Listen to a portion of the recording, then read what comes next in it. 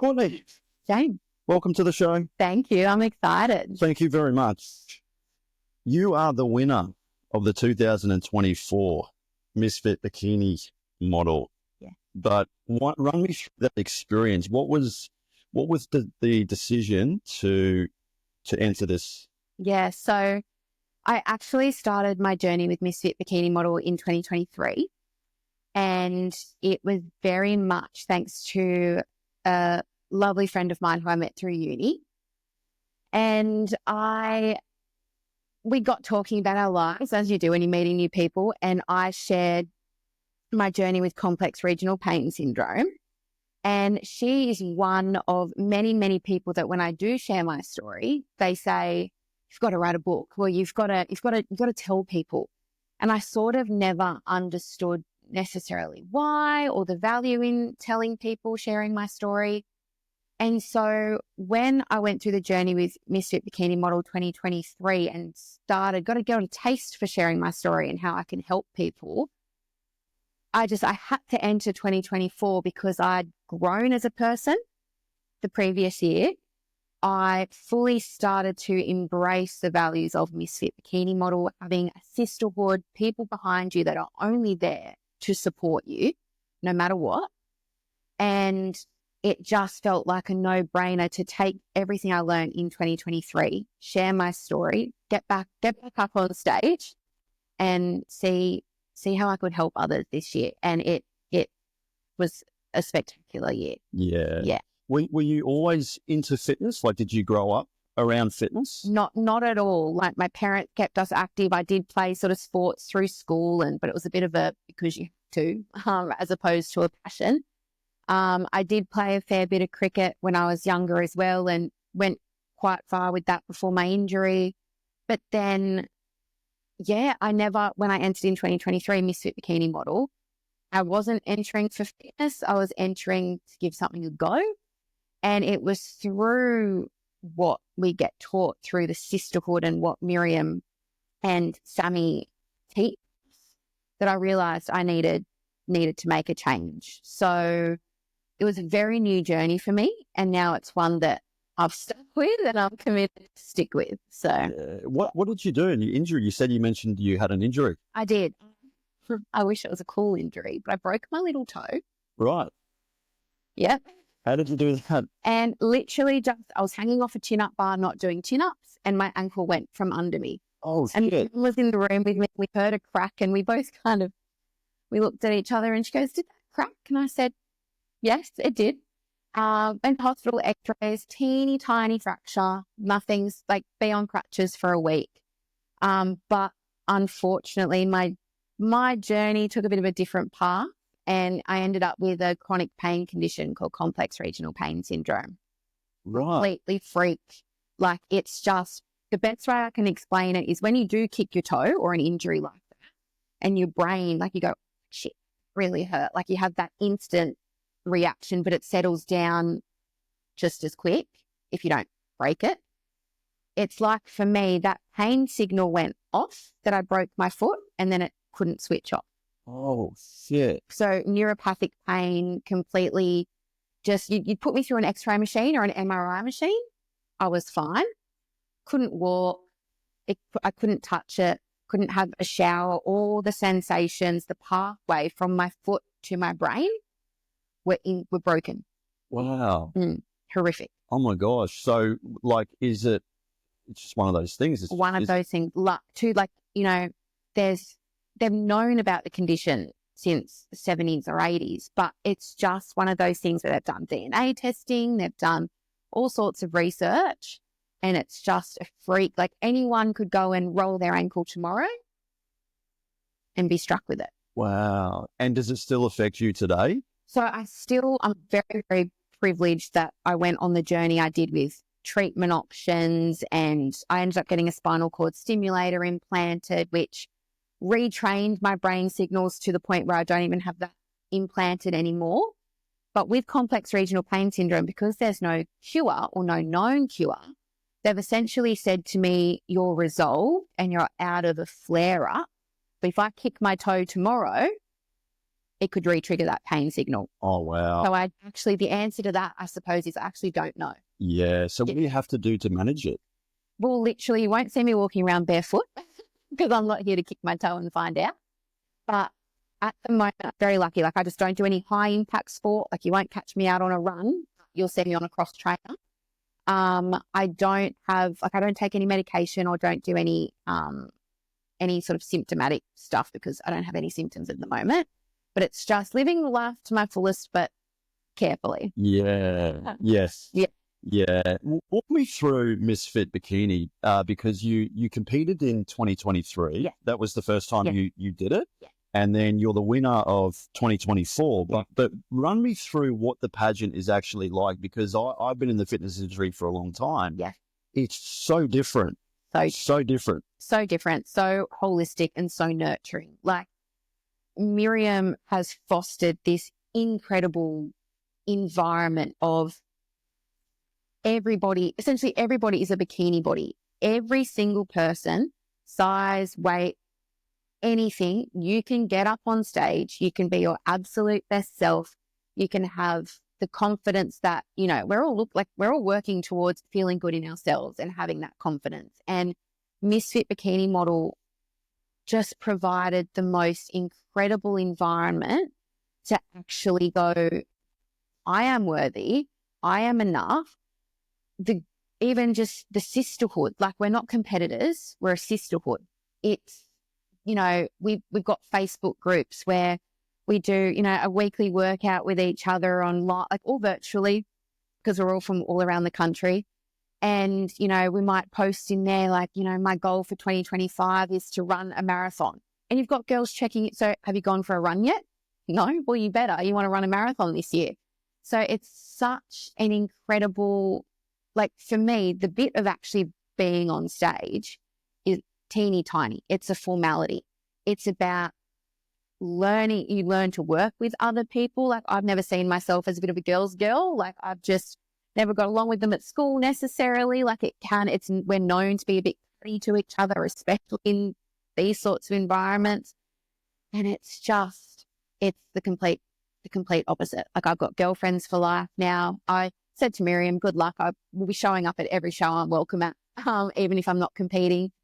And it's an incredible program. Yeah, that's the one thing that I took away from it. Like, when Miriam invited me down last year, I just noticed how everyone, like the camaraderie, the families that came to attend, it's more of an encouraging environment. And it's very different from some of the shows that I've been to, especially in fitness and bodybuilding. It's a very self-centered kind of competition. Whereas this, it's more, yes, you're competing, but there is still that environment where people are encouraging, they're supportive. Yeah. It's amazing. It is. Like, yeah. Mom and dad in the audience, like, and it's funny because some of my friends who are not associated with Misfit Bikini Model, they're like, your dad's going to be there. And I'm like, it's not. Yes, he is. Like, you get your family there. People had their kids there. People had their partners there. Like, it was exactly what you said, like the family orientation of something that's potentially not even seen to relate to other people other than your own goals. Yeah, it was such an incredible experience. Yeah. So what would you say are some of the biggest lessons that you've learned on your fitness journey? That I can. I think for so long I was told that I can't because I was in a wheelchair, and it was, I would use mental health as a bit of an excuse to not do a lot of things. And I would, I wouldn't cook myself a healthy meal because it was just easier to get takeaway. And I think my biggest takeaway is the fact that you set your mind to something. So if my goal was to maybe be a certain dress size or to feel a certain way and have energy during the day, I actually showed myself that I can. Yeah. Yeah. Did your fitness journey initially, like, was it something that you can describe in a sense from your childhood? Like, have you always had that yearning to try and maybe push yourself past that mental barrier? Like, is that something that you had to learn throughout childhood to where you are now? I'd say yes. I'd definitely say, like, sports, slowly but surely through childhood, sports became more than we have to. It was that I showed myself that I could show up to a training session and catch a ball, and I could run between the pieces in softball.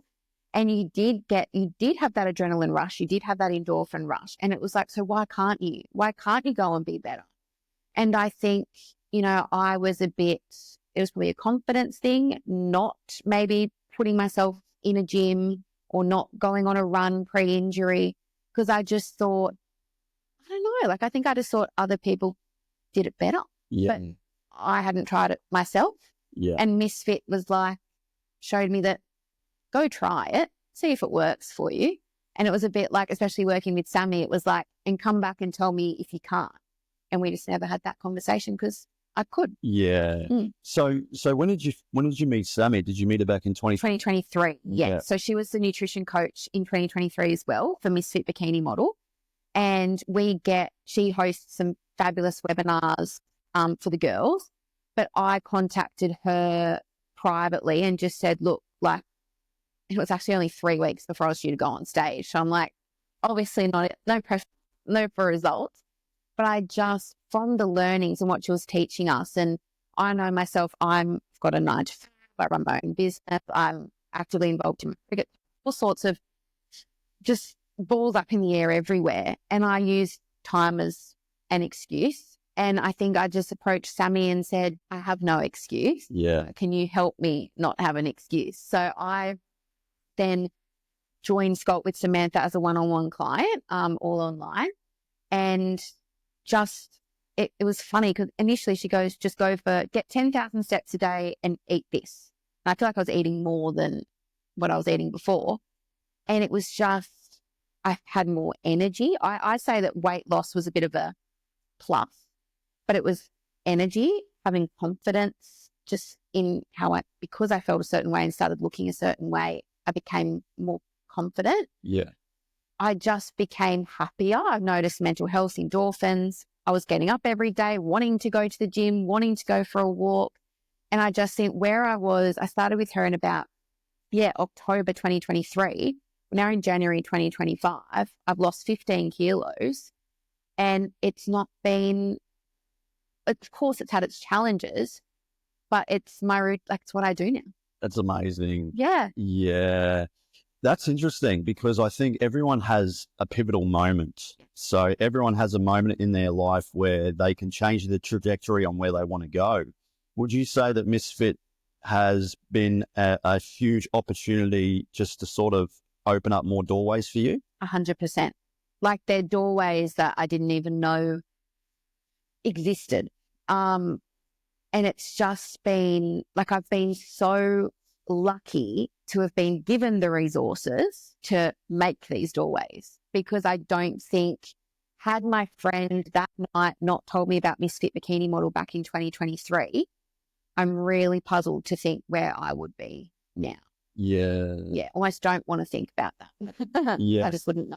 Yeah.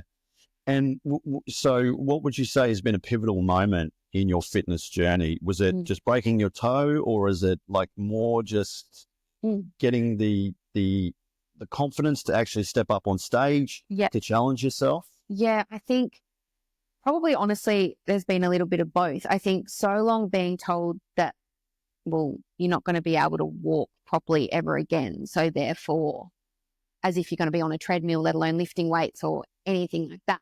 And being so young, like that injury happened to me when I was 15 and it only resolved when I was 21, 22. So for that part of your life, when you are joining sporting teams or you are learning to go to the gym, or you like in such a pivotal role developmentally for everyone at that time, I was told, well, you just can't. So I think then Misfit kind of came in a number of years later, and I was made to question all of my beliefs. Yeah, I just think being on stage in because as I said, I didn't really start my fitness journey in 2023 fully. And I think being on stage, I'm like, look, looking at the photos, I loved the girl that was up there and she was happier. And like, I've not seen that version of Courtney ever, but it gave me that, like, you can do better. Like, it was that moment where that was probably a pivotal moment in that I got a taste of that drive, that urge to want to do better. Yeah. Bruce Lee once said, you won't know your limits unless you go beyond them. So, you know, this is the whole thing with the ice bath and why people do the ice baths is because, and I call this voluntary adversity.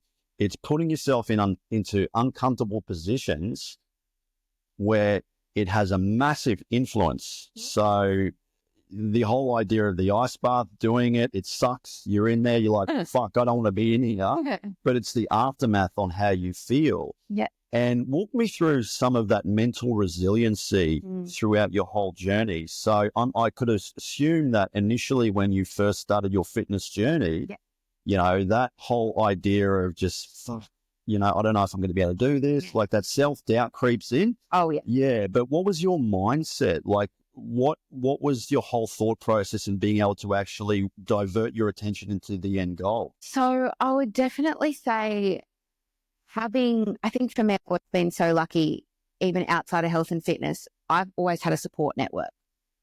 And then having Misfit, having Sammy, having Miriam, I wanted them to almost, like, I was my own little devil on my shoulder and they were the angel on my other shoulder. And, you know, I told Sammy what my limitations were with exercise. So no high impact, that kind of thing, and I was very honest with her. I said, I'm terrified because I've only ever been told I can't. So I'm not here to sort of think I can and then injure myself, because obviously worst case scenario, I'm back in a wheelchair tomorrow. But it's that mental barrier of, yeah, but then what if you're not though? Like, what if you actually can? And so I think just having support around me to go, well, let's just start. Let's just take it easy. If you can't, stop. But if you can't because you don't want to, we'll work through that as well. Yeah. And I think, so yes, having a strong support system, I would say, helped me navigate a lot of my own barriers. Yeah. But obviously, while sticking with medical advice and taking it relatively easy, I just think, yeah, I was just so lucky to have someone like Sammy be my absolute cheerleader, understand my limitation. Yeah. But when it was doubt, when I would be like, well, I'm not lifting that, she goes, well, that's not going to hurt your foot. Like, that's using your arm. Yeah. So there was a bit of that, like, oh yeah, you're right. Like, I can. Like, is it that, or like, you know, my CRPS did become my image for so long. And it was like, no, but you're not that girl anymore, Court. And it's like, oh, no, I'm not. Yeah. So there was a bit of that as well. There was a bit of very passive aggressive, caring and friendly messages, like, you're not lifting weights with your little toe. Yeah. So encouragement absolutely got me through. Yes. Walk me through some of the most valuable lessons that you've learned through failure. Oh, that's a great question. Valuable lessons from failure. Honestly, that you are so much stronger than you believe. I think a lot of my failures was from lack of self-belief. It was from having, you know, even back with my medical journey, having even doctors say full of shit, like, this isn't a real condition, it's all in your head. And then me believing that and not doing anything about it, I think set me up for failure in a few ways, because I did just go, it was succumbing to other people's opinions. And so my biggest lesson is, like, there's this thing called the let them theory, where it's like, let them not believe you. Let them not have faith in you. Let them laugh at you, but let them go. Yeah. And I think that's probably been the biggest lesson, whether it was, you know, making a mistake at work, or whether it was the journey I went on with my health, or whether it was the journey I've been on with my fitness. Let the failure happen, but cut the people that aren't doing you any favors. Yeah. And also cut some of that bullshit of just lack of self-belief, because you Yeah. can and you will. Yeah. Hmm. I love Arnold Schwarzenegger's quote. Well, it's not a quote. It's just his rules for life. His 6 rules. So it was trust yourself, break the rules, don't be afraid to fail, ignore the naysayers, Yes. work like hell, and give something back. Ignore the naysayers is an interesting one, because we now have an influx of social media and we're bombarded with criticism. Yeah. And, you know, people can be so fucking rude. They can be so cruel and heartless. And has that also shifted your mindset in being able to handle criticism? Like 100%. Like, even having this chat with you today, I was having a bit of what I was talking to a mate about it, who knew me through that journey and knows me today. And he knows my goals of wanting to share my story and help just that one person. But then I got in my own head and I said, but then what if there's that other one person that's like, she's full of shit, or it's not that big of a deal, or just that keyboard warrior that person gets in your head. And my mate just full said to me, yeah, but Court, who cares? You've helped one person, pissed 10 off. Yeah. Who cares? And I think that's when, like, I've sat down today and I'm like, if we're all just our authentic selves, who cares about the naysayers? Yes. Yeah. And it's interesting. Like, I think social media is amazing, don't get me wrong, but there is a deleterious side to it. It really is. And I think we're in a sort of shift right now where we are developing we've forgotten tool on how to connect. Yeah. We're not connecting, like in a whole world full of dating apps and just socializing online. Yeah. I think we've just forgotten how to connect in person. And I think, yeah, we were talking about just before we shot this, with, in particular, men are obviously in the situation where they're incredibly lonely. But you've done an incredible job at keeping close connections and, that camaraderie and all that kind of stuff. But what do you think is some of the things that, society is doing wrong with regards to this whole loneliness epidemic? Like, what do you think is going on right now with that? Honestly, and it's funny you bring that up, because I'm on my own journey with online dating apps and all of that. And it's, you can talk to people online and be like, oh, so like, do you want to meet up? And then, oh, no, I'm too intimidated by you. But you want to meet up? Oh, like, I can't now. Like, people have, and I'm sure COVID's had something to do with it. I'm sure there's a whole range of factors. But from my own experience, and even when my own mind has gone through my journey, I think self-doubt, so doubting yourself, has been one of the biggest killers of people being able to be social. Yeah. No matter the capacity, whether it's as friends, whether it's dating, whatever the situation is. Because if you're not waking up every day and essentially thinking yourself, how are you going to go and form a connection with someone else when you get asked, so tell me about yourself? Like, even in a professional sense, you'll be at a work meeting and they say, so tell us about your history, tell us about your resume. So many people can't give them their own little elevator pitch. No one's got faith in themselves. Yeah. So, and I think naysayers have a lot to do with that. I think there's, it all goes back to that as well, of just everyone's become a bit of a keyboard warrior. Yeah. It is easier to sit behind a screen now. That's what we've been. And that's how, I can only imagine kids now. Like, that's just what we're taught to do. Yes. Yeah. So I think self-doubt is an absolute killer. 100%. I have a friend of mine. She's a Hollywood actress, and she had a movie that was released out on Prime, and we were talking. And one of the things, and she's done exceptionally well. She's done incredibly well. She's been in numerous movies with different celebrities.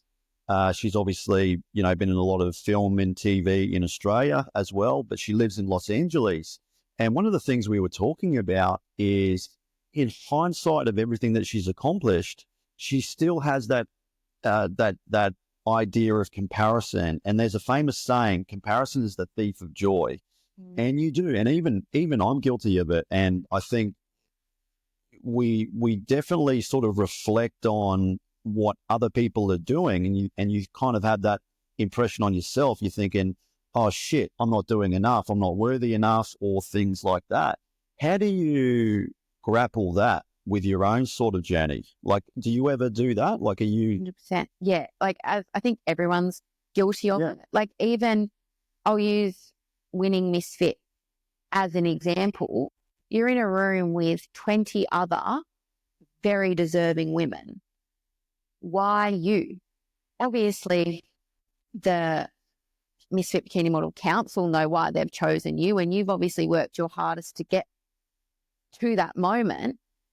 But I think everyone has a why me moment, I think, in any, and whether it's meeting someone, well, why would they want to meet me? And it's just that, I was very lucky. I had teachers through school. There was one teacher in particular, my year 8 teacher, and it was the first time I'd ever heard just the quote, I am enough. And I just think having that mantra of just knowing that you waking up every day, and it could be a really hard day for you, mentally, physically, whatever it might be. And I had this through my chronic pain journey as well. But the fact you got out of bed that day makes you enough. Someone could be out saving the turtles and doing absolutely incredible things, and, their story is amazing. So it's out there in the world, and we're all doom scrolling, hearing about all the amazing things everyone's doing. And sometimes I think it's important to sit back and go, well, I actually got up today. Like, I just think, feel back, keep it simple. People, like, it's a tough time for everybody in every aspect. Yeah. And I just think if we're able to just teach people that you can have self-worth just by being you. And I think it's easier said than done. Like, it really is. But I just think if that's what we start ingraining in people, somehow getting into that algorithm, the doom scroll, I think, people just really it comes down to people backing themselves all the time.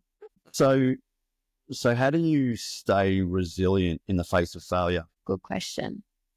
I think resilience, I'll be honest, is something that I really didn't have it.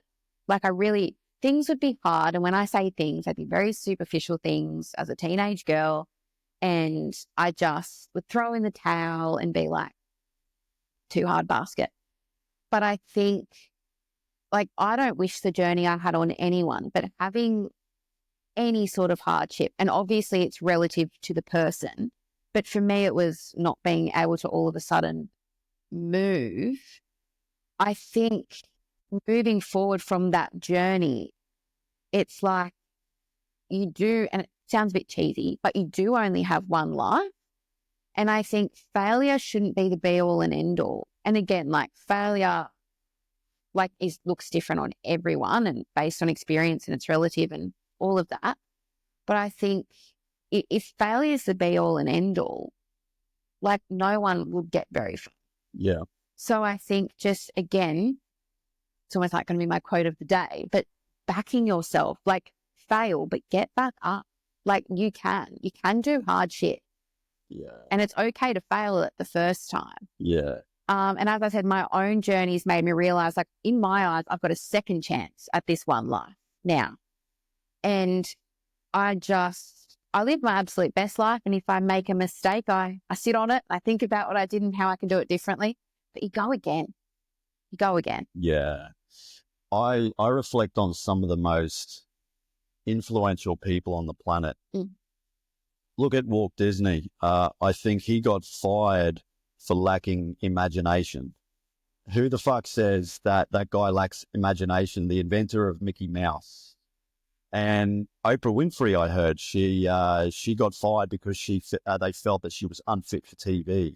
Michael Jordan, he was another person as well. He missed, I think, over 1,000 shots or something like that. I think he got dropped from his own high school basketball team. And I think failure is just a stepping stone. It's a lesson to just do better, analyze where you can figure out what you can do better next time. Yeah.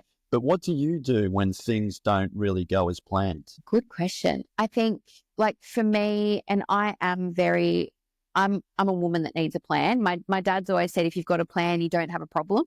But I think, as you just said, sometimes those plans go a bit skewy but not exactly the way we want them.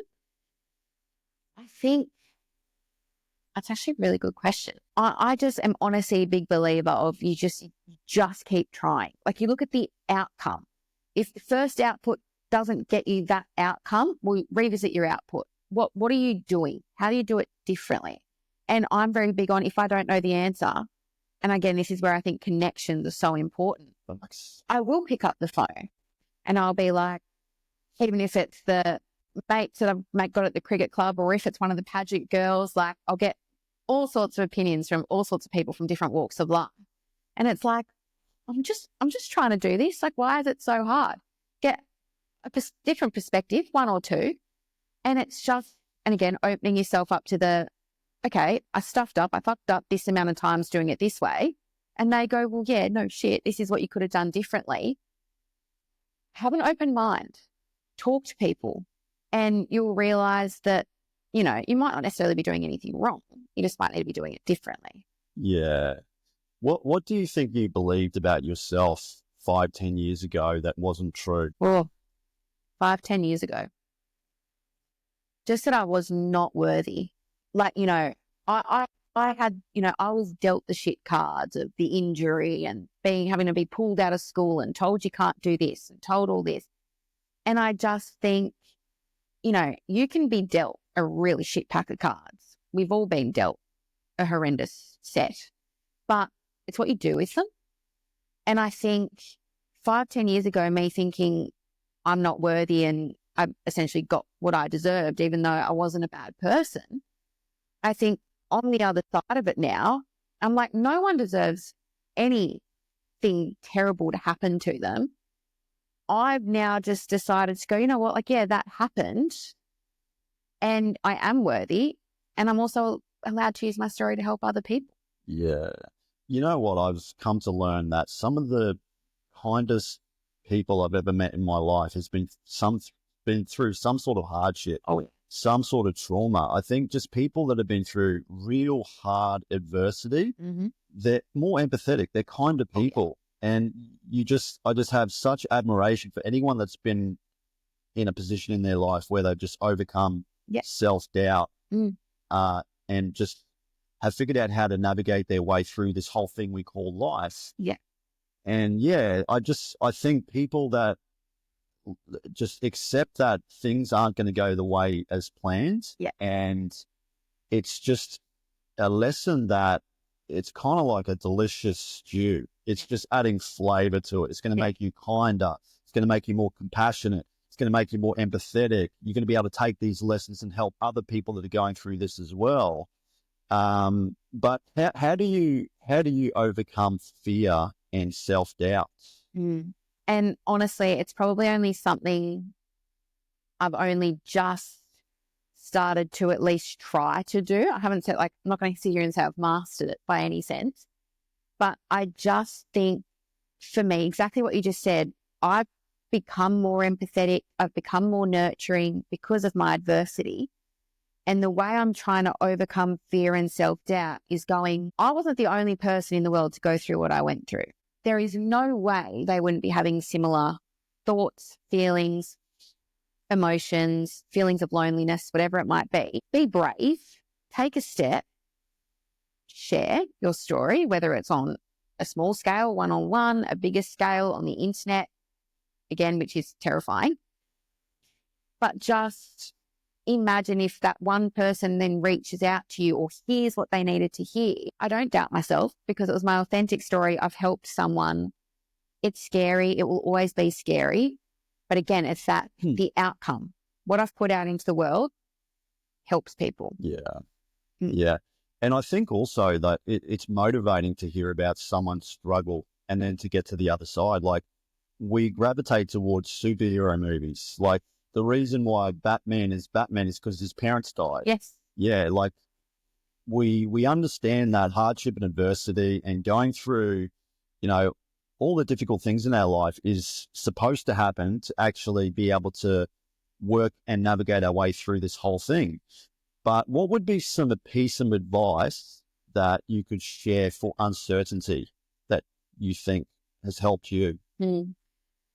Uncertainty was honestly the theme of my life between 2014 and 2021, because I had everything physically stripped away from me, which meant I had no, you could imagine the effects on mental health of just, again, being told you can't. And I would wake up every day and not know if I'd need a wheelchair, not know if I'd be able to take a shower because the water didn't hurt my foot. As silly as that sounds, it's the reality of CRPS. And I think, but I'm out exactly what you've just said, I'm out the other side, right? Despite all of that uncertainty. And I think for me, I caught myself many a time sitting on the edge of my bed, and you have, again, a bit of a devil and an angel situation of the devil telling me, well, you can't, what's the point? But the angel telling me, but what if you can? This is huge. What if you can? And again, I'm so lucky. For me, the uncertain and terrifying times, I had a support crew. And I know what a privilege that is. Even if the support crew for 10 years was mum and dad, some people don't even have that. So I think for people that maybe don't have a support crew, it's just knowing, like your Batmans, like your Superman, like your Wonder Woman, they're using something that's disadvantaged them for the absolute greater good. So you can sit there and I'll use the term feel sorry for yourself because we've all done it, but it's like, how do we use this now? And it can just help you clear your mind a bit and navigate a bit better on how you might tell someone else to overcome it, action it, and then go tell everyone how you did it. Yeah, I love that. Well, walk me through some of the habits that you adopt that have helped you throughout your whole journey. So whether it be personal development, an early morning routine, a meditation practice, journaling, whatever you do, because these are all things that I think are just as important as nutrition and exercise. Yes, absolutely. Caring for your brain and your emotional health is just as important as, cardio health and all of that. So for me, it was, I'm huge on self-care. Yeah. So if it's, as silly as it sounds, but it's the simple things that got me through my journey. It was, I'm having a bad day, I might go get my nails done, but it might be after a 10-kilometer walk around a national park where it's just me and my headphones, phone on do not disturb. Yes, there's a fitness element in that of the walking, but I wasn't doing it to get my steps up. It's just literally whatever was in my mind, I could pause my music and think about it and maybe work through some things, or I could hit play and be in a bubble. And I think there is no issue in which way you go. I know for myself, I'm personally not huge on meditating. I'm a bit like, couldn't do a lot for so long that I'm now like, okay, let's go do something. My head's a bit of a hot mess. But for me, I'm able to level myself by I'm huge on connection. So it is picking up the phone and talking to a friend, or it is, maybe I love a bit of binge watching TV or going on a walk. It's very simple self-care stuff that's just you on your own or with connecting with someone. And I'm huge on putting no pressure on yourself and just doing something that you enjoy. Yeah. Huge on that. This is such important shit. It really is. And I think there's a huge conundrum in just the way that we educate children. But being obviously leading up to your journey, but what do you think are some of the issues that in your belief is wrong with the school curriculum and what they should be implementing in schools, in particular like meditation, mindfulness? daily practices, all that kind of stuff. I wish I was taught it because I think I would be better for it. I know when I was at school, it was, oh, if you can't sleep at night, read a book. And like, don't get me wrong, that works for some people. But if I was taught mindfulness, if I was taught how to, because sometimes I'll catch myself, like if I haven't taken a breath in the last minute, I think it should actually be part of the PDHPE curriculum where like they'll find like it's not an excuse that there's no spot for it because there is a spot for it. And I just think my biggest thing is because I used to see my school counsellor and in my mind, I'm like, the resources and they're so important and need to stay just as much as this needs to be introduced. But for me and in my journey, I think to myself, the amount of mental health resources I've used as one individual just to be taught a simple breathing technique, a simple mindfulness technique, a simple journaling technique, we could be saving people from hardship, distress, all of that before it even happens, if it's just something we're told to practice. Yeah. It's pretty interesting because some of the most difficult things that you do in life enables you, whether it be, as we were talking about, ice baths and even exercise, some of the difficult things like that enables you to handle obstacles just in everyday, whether it be dealing with problems at work or relationship problems, family stress, emotional stress. These give you tools, but what do you think separates people who achieve their goals and people that don't? Oh, that's a great question. I think, again, I can probably only speak from experience. I know that everyone's different, but for me, I was never a goal setter before Misfit Bikini Model. Misfit Bikini Model actually taught me how to set and achieve goals.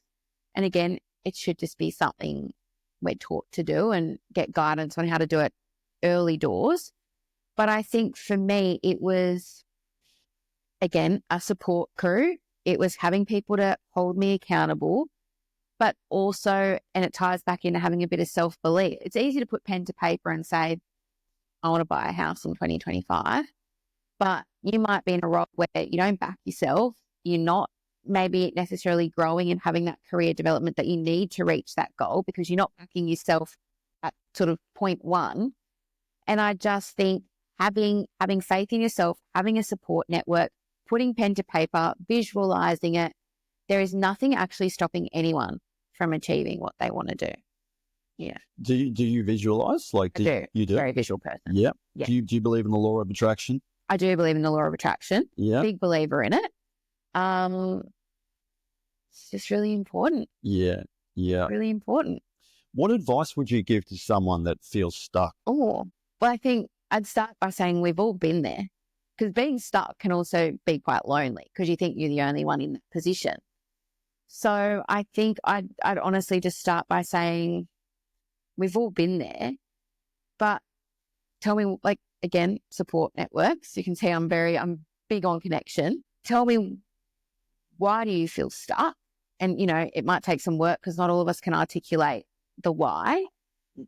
And then just trying to, I guess, work with them, unstick them. Because I think, I know myself, I'll achieve, I did what I did with Misfit Bikini Model and I did a bit of advocacy work last year.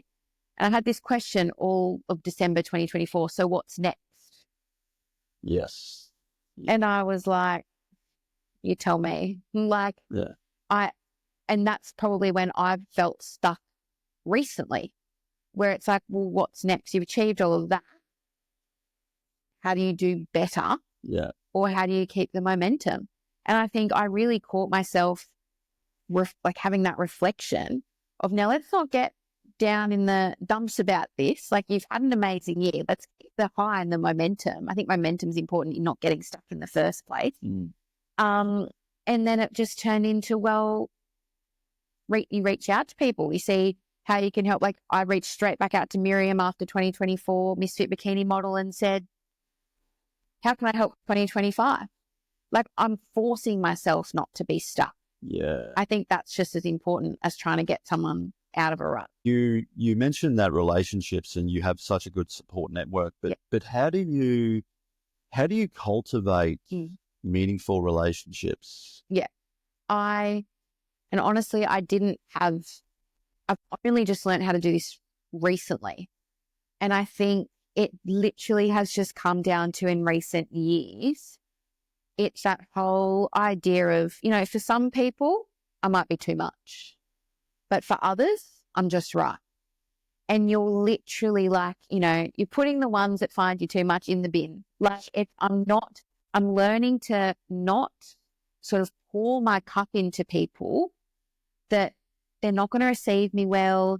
I might not even be receiving them well, but I'm trying so hard to build any relationship that you find yourself probably giving something a go that's toxic for everyone. And I think I've just learned in myself, like, set your standards. I don't think there's anything wrong with having standards, because you will only attract then what you're putting out. Yeah. I never in a million years thought that my main friendship group were 20 to 40-year-old cricket lads. Geez Louise, like, that wasn't on the cards for me ever. Like, they're honestly they're my people.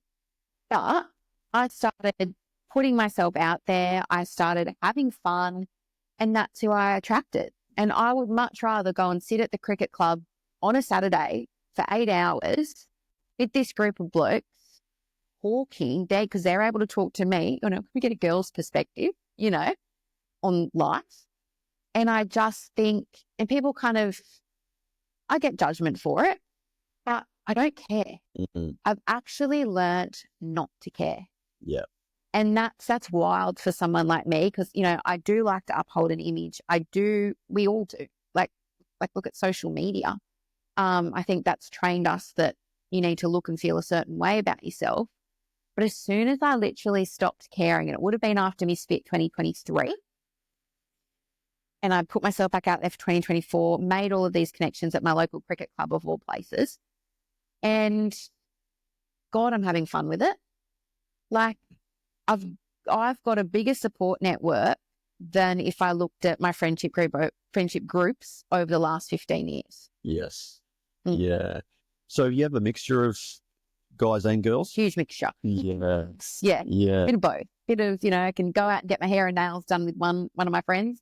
And then I'm at the cricket club having a few beers, watching a cricket game with boys. Yeah. Like, I just think it's so important. Guys and girls can be friends. Yeah, 100%. 100%. Because there's even stigma on.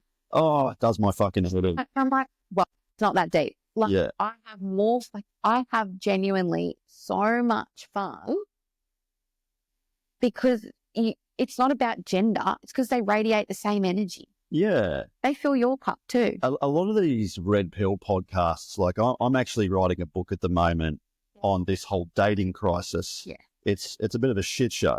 I was going to say, if you come up with a solution, it's an absolute shit show. But some of the things that these red pill podcasts talk about is guys and girls can't be friends. They don't have any value that they can give one another. And I think that's bullshit. We each of us have value that we can give to one another. And some of the most meaningful relationships that I've ever had is also been through the opposite sex. Yes. Also just networking. We were talking about this loneliness epidemic. I think women just have a superpower in being able to bring people together, to invite new people in. And I think it's a load of shit. Yes. Yeah. And part of the problem, because then people don't know how to talk to the opposite sex. Exactly. When dating. Yeah. So it's like, why make it a hot mess? 100%. What's some of the biggest lessons that you've learned about love? Oh gosh. Well, I've learned a lot in the last, I'd say, 8 years, just doing the math there. I was very much, I do the whole, like, I'm not looking, the right person will come. And I still really do believe that when the time's right, someone will show up. But I also, I did that, and I entered into a relationship. It was my first ever, but I settled So it was long term, like we both had strengths and weaknesses within the relationship, and eventually like we pulled the pin. But I think I'm learning, and it's like, look, and I will say, especially after Misfit Bikini Model, I'm like, I've had to take a step back and go, getting the attention's not the issue. Without sounding like I've got tickets on myself, getting the attention's not the issue. But why just take the first thing that walks through the door? Like if I'm constantly pouring into their cup, or if I'm not getting any sort of, you know, compromise or anything like that, why settle just to say you're in a relationship? Like, you know, I put a lot of pressure on myself. I want to be in a relationship. I want to start a family one day. Like you start kind of, again, that whole being the devil on your shoulder. But then when you settle, you're not happy. So what's more important, fulfilling a stereotype or happiness? Yeah. And I was probably at my loneliest in a relationship. Really? 100%. Is it because your partner at the time, you weren't able to connect emotionally? Like, was it just your values didn't align? Big values was a big one. Yeah. And also he was having his own struggles and battles, which obviously, like, you know, you can be there for the person, but, you know, they've got to be open to taking the advice, the help, and at that time in his journey, he wasn't up to getting help, taking my advice and whatnot. So it just, again, that situation of, I kind of felt like I was pouring everything into trying to help him, left me with nothing. And then it was the argument of, well, what's wrong with you now? Like there was that disconnect with, and again, mental health is just so, because that's another thing I've probably learned is I'm not, as part of not entering into a relationship just because, I need to be so mentally strong. Like shit will happen in our lives moving forward. And the idea is that person's there for you, of course, but also like, I'm not here to just be miserable either, just to be in a relationship and feel happy some days. I just think it's so important that whoever, you've got to be ready just as much as waiting for that right person.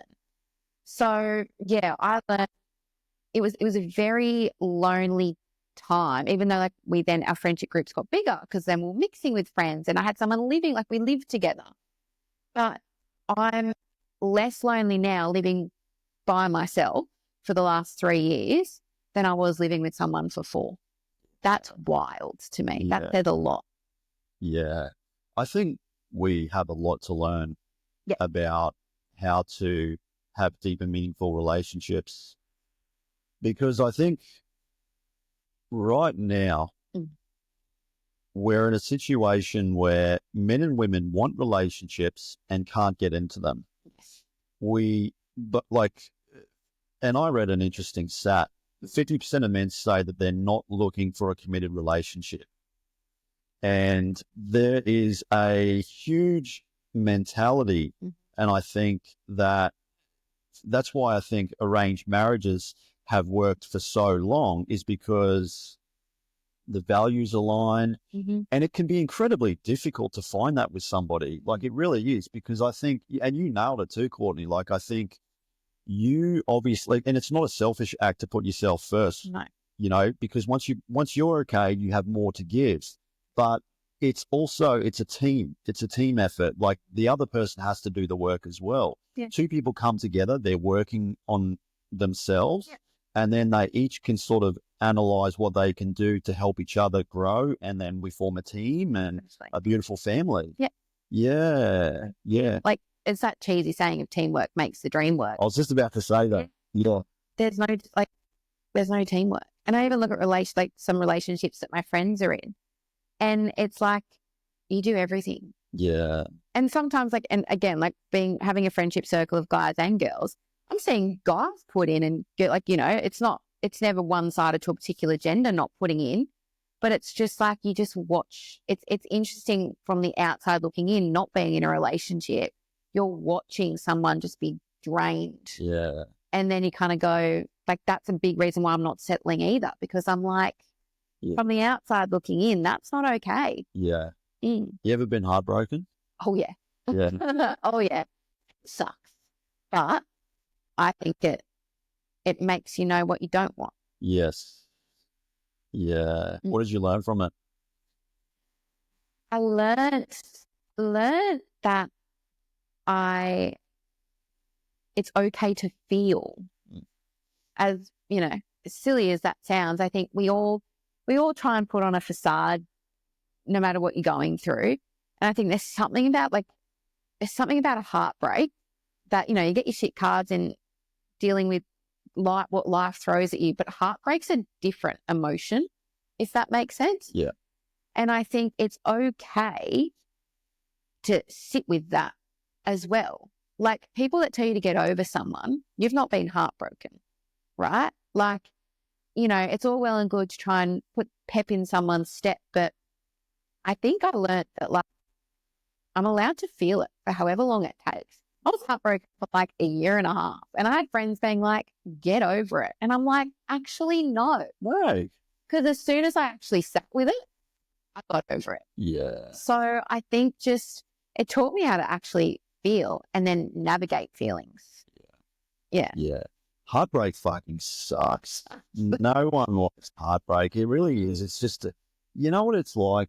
Heartbreak is exactly like as if you have a family member or a pet that dies. Yeah. It really is. It's the same sort of grief. Yeah. And it's just, it's rocky. It's hard. It's overwhelming. You're sad. You're depressed. Mm-hmm. And it really just teaches you so much about just not just yourself, but just also your energy and your mindset and how to actually love and just be a better person. Like, it is. It's some of the most hardest lessons that I've had to learn throughout my life. But at the same time, I'm grateful because it does. It makes you who you are today. And it, as I was talking about, it just adds so much more to your character and your personality. It does. Yeah. And I never, if I can avoid it, I never want to make someone feel like this. That's right. So again, it's that empathy. Yeah. Yeah. Yeah. And you do. Like, I think we're on this planet to connect. Yeah. We really are. Yeah. What do you think has been the most impactful acts of kindness you've ever received? Oh, that's a good one. Honestly, the first thing that comes to mind is people that actually listen. I know that shouldn't be an act of kindness. It should actually just be what we do, but we don't. Like, we're all pretty self-absorbed with social media and everything else we've chatted about. And it's like someone, and I'm actually very fortunate. Like, I can name a number of people who I would go to and they just listen. Like, they let me vent. I'll go in and say, I don't want your advice. And to me, that's the act of kindness, is actually not giving me advice, just listen. Yeah. And I think that has actually helped me overcome so much. Yeah. It's interesting. Like, you mentioned just listen, and that's something that I've learned as well. And even just developing romantic relationships, just being a good listener. And unfortunately, men, problem solvers, we like to solve everything. Yeah. We're very, very logical. Yeah. So if someone says we have a problem, we'll try and fix it. Yeah. Yeah. But this is, I think, this disparity that's happening right now is the idea of men just want to solve everything. And we just want to be emotional. Yeah. Yeah. You know. Yeah. And what are you most optimistic about long term? Like, do you think you're going to compete again? Are you what sort of doorways have opened up for you? Definitely keeping the health journey going. I've sort of said, starting from 2025, it's now sort of keeping the momentum because I'm feeling better and healthier for it, and it can only mean amazing things as life goes on. Compete again? No, it was something I'm so glad I did, and I'm the biggest poster child for Misfit Bikini. I'm like, if you can, do it. But I'm so content with that chapter, so happy to close the book. The goal will be, though, the girls that do compete, is I'm there for them. Yes. Mm-hmm. Yeah. And is there any sort of entrepreneurial journey that you're looking to go into? Like, because what do you currently do for work? So I do. So I have a 9 to 5 with a PR agency. Right. I do have a little side hustle where I do social media marketing. What's PR? Sorry. Public relations. Oh, right. Okay. Yeah. So in the comms space. Yeah. And I do have a little marketing social media side hustle. So of course the goal there is to definitely grow that. But I also do love my 9 to 5. So it's a bit like how many hours in a day. But also I really, really want, I suppose it's not necessarily entrepreneurial, but just really want to get into more advocacy work. Wow. Just really want to help people, particularly with chronic pain, basically just fight for them because it's not all in their head. Yeah. Their experience and their journey is very real. Yes. And your whole thought process when you won 2024 Misfit Bikini, like what was that experience like? Lost it crying. Lost it crying. Yeah. Everyone's like, she's going to cry if she wins. I'm like, no, I'm not. Lost it. Everyone's crying, so I blame that. Yeah. But it was just, and I think I actually said fuck, which is so not what you should do in a pageant. But I think hearing my name, apart from the F word, the first thing I said to myself when I was getting sashed and I hugged Brooke, who sashed me, I said, I did it. Like, I just did something really freaking hard. Like, really freaking hard. Yeah. And you can do hard things. And, like my mission on Misfit was to try and inspire people because I'm very much, there's this quote that I'll use the word live by, I've got it tattooed on me, but it's live to inspire because one day someone will say, because of you, I didn't give up. Yes. And me winning that crown was almost a bit of a like, now go do the work. Yeah. Have you got any role models, mentors that you've had some huge gratitude and appreciation for? Like who's been some influential people in your life? Yeah, definitely. First person that comes to mind is my dad. He's, he owned a business pretty sure the business was their third child for 26 years or something crazy like that. And he's incredible because he would put in the hours, but he'd be at the dinner table with us. So I'm like, how did you find work-life balance? Because you can help a girl out with that. But he showed me that I can be the career girl, but I can still also want to be a mum, or I can still want to go and be, I'll use the word selfish and do my pageants or travel or do my advocacy work. Like he showed me that you can just be whatever you want to be. And he always said to me, whatever you try at, you'll be good at. Like that right there, I'm like, well, then I better go and give some things a red hot crack because I want to be good at a few things. And then I get away from family, definitely the Misfit team. So Miriam, Sammy, Brooke, all the ladies that make Misfit Bikini Model happen, they all have a life as well outside of pageant. And I just think having these women be so set and so strong with values, because in my relationship, as we just touched on, we probably clashed on values. And in my opinion, it shouldn't be something you clash on. It should be something you resonate with. So for me, Misfit was my mentor because I aligned. I was shown that aligning values can really just, like, it's why I won, right? Because I aligned with the values of Misfit Bikini Model. So it's taught me that I'm allowed to have an opinion, I'm allowed to have values, I'm allowed to have morals, and I can stand by them. Yeah. Amazing, Courtney. And where can people find you? They can find me on Instagram. Mm-hmm. Do you want me to give my handle? Is that? Yeah. Courtney AT. Yeah. No, but like on Instagram, I share my whole journey on there, all of it from health, wellness, fitness, my history with complex regional pain syndrome. But yeah, I just put it all up there in the hopes that the right people find it. Amazing. No, you're inspiring, very Thank you. inspiring. I love that. It's been an honor sitting down and having a chat with you. Thank you. And I'm sure we're going to have a chat, in the future. Right. 100%. Awesome. Thanks, Courtney. Thanks, Jane.